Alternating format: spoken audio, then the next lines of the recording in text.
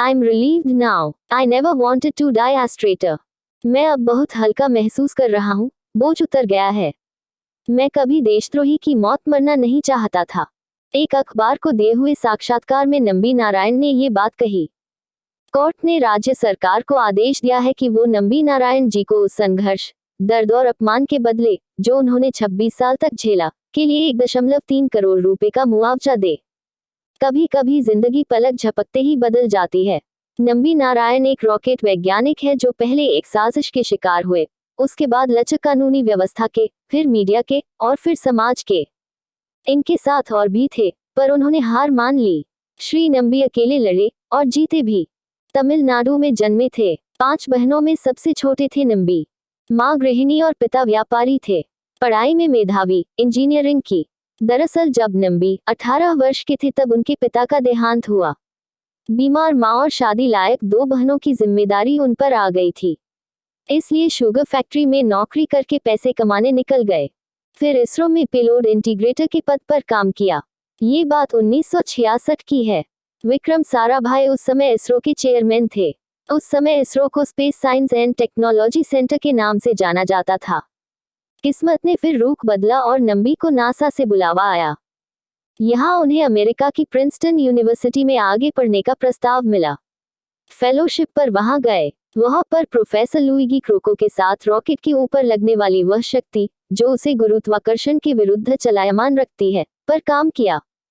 यहाँ उन्हें अच्छी खासी नौकरी का प्रस्ताव भी मिला, लेकिन नंबी सब कुछ छोड़कर अपने देश वापस आ गए।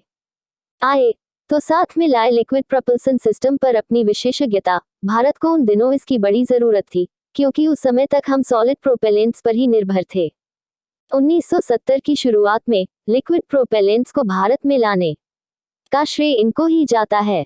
दूरदर्शी थे और जानते थे कि यही लिक्विड प्रोपेलेंट्स भारत की स्पेस एजेंसी का भविष्य है। ये वही समय था जब APJ Abdul Kalam satellite launch vehicle SLV पर काम कर रहे थे। 1992 में भारत ने रूस के साथ एक संधि की। इस संधि में तय किया गया कि रूस भारत को क्रायोजेनिक फ्यूल टेक्नोलॉजी देगा।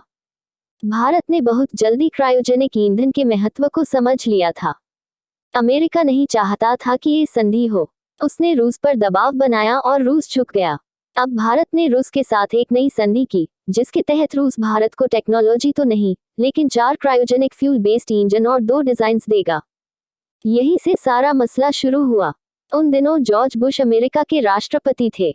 नंबी नारायण के नेतृत्व में भारत को अब अपनी लड़ाई खुद लड़नी थी, और इसके लिए नंबी जी जान से अपनी टीम के साथ लगे हुए थे कि एक दोपहर 1994 को पुलिस उनके घर आई और उन्हें अपने साथ ले गई। उन्हें बताया गया कि उनके बड़े अधिकारी उनसे बात करेंगे। नंबी इंतजार कर रहे थे। रात हो गई पर कोई मिलने नहीं आया। उनकी वहीं बैठे बैठे आंख लग गई। सुबह उन्हें जासूसी के आरोप में गिरफ्तार कर लिया गया। उन पर आरोप था कि एक मालदीव की युवती के हनी ट्रक में फंसकर, जो कि 1 महीना पहले पकड़ी गई थी, उन्होंने इस प्रोजेक्ट के महत्वपूर्ण दस्तावेज करोड़ों में बेच दिए हैं। उनके साथ उनके साथी वैज्ञानिक डी शशि कुमारन पर भी यही आरोप लगे। नंबी को 48 दिनों तक जेल में बंद रखा गया। उनके घर की तलाशी ली गई, जो बेहद साधारण था। वहां पुलिस को तो कुछ नहीं मिल सका, लेकिन मीडिया को भरपूर मात्रा में खबरें मिल रही थी। नंबी और उनके साथी वैज्ञानिक अब देशद्रोही बन चुके थे। उनकी autobiography ready to fire, how India and I survived the ISRO spy case के अनुसार, नंबी को निर्वस्त्र करके, उनके हाथों में हथकड़ी बांधकर उन्हें पीटा जाता, गुनाह कबूल करने के लिए। पुलिस कहती कि इंजन की ड्राइंग बेची है तुमने, लेकिन ये तो एरोनॉटिक्स की किताबों में आसानी से उपलब्ध थी, जिसे पुलिस अनसुना कर देती। एक समय आया जब वो बेहोश होकर गिर गए, जहां से उन्हें अस्पताल पहुंचाया गया।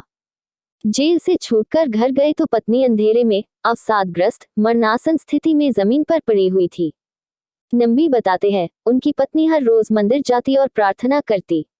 एक दिन वापस आई तो कहा, अब से मैं मंदिर नहीं जाऊंगी, क्योंकि पंडित ने प्रसाद देने से मना कर दिया था। उनकी शिकायत थी इसरो से, जो कानूनी मामलों में नहीं बोलना चाहता था। 1996 को केस CBI के पास आ चुका था और उन्हें और उनके साथी को जांच में निर्दोष पाया गया। 1998 सुप्रीम कोर्ट ने भी उन्हें और उनके साथी को निर्दोष माना। 1999 में नंबी और उनके साथी वैज्ञानिक का तबादला तिरुवनंतपुरम से किया गया और उन्हें डेस्क जॉब दी गई। 2013 को नंबी ने इस मामले के पीछे की पूरी सच्चाई जानने और दोषियों को सजा दिलाने के लिए अपना मुकदमा दायर किया। उनके शब्दों में, अगर दोषियों तक नहीं पहुंचे तो इससे भावी पीढ़ी में गलत संदेश जाएगा। 2018 को सुप्रीम कोर्ट ने 50 लाख रुपए बतौर मुआवजे का आदेश दिया। राष्ट्रीय मानवाधिकार आयोग ने 10 लाख बतौर मुआवजे का प्रस्ताव रखा। नंबी तब खबरों में आए जब प्रख्यात अभिनेता आर माधवन ने उनके जीवन पर बायोपिक की घोषणा की। फिल्म का नाम है rocketry, the Nambi effect. Madhavan इसके लेखक और सह निर्देशक है। 2019 को भारत सरकार द्वारा पद्म भूषण से सम्मानित किया गया। 2020 को केरल सरकार ने 1.3 करोड़ रुपए के मुआवजे की घोषणा की। इस पूरे प्रकरण के पीछे किसका हाथ है, साफ साफ पता नहीं चल सका है। कहा जाता है कि ये अमेरिका की साजिश थी, क्योंकि वो भारत जैसे प्रगतिशील देश को आगे नहीं बढ़ने देना चाहता था, इसलिए उसने रूस पर दबाव बनाए रखा। कहा यह भी जाता है कि केरल की आंतरिक राजनीति इसका मूल कारण थी। सत्तारूढ़ पार्टी को सत्ता से हटाने के लिए विपक्षी पार्टी ने स्पाई स्कैंडल का सहारा लिया और उसे मीडिया में भरपूर उछाला। वीडियो देखने के लिए धन्यवाद। कृपया लाइक, शेयर और सब्सक्राइब करें।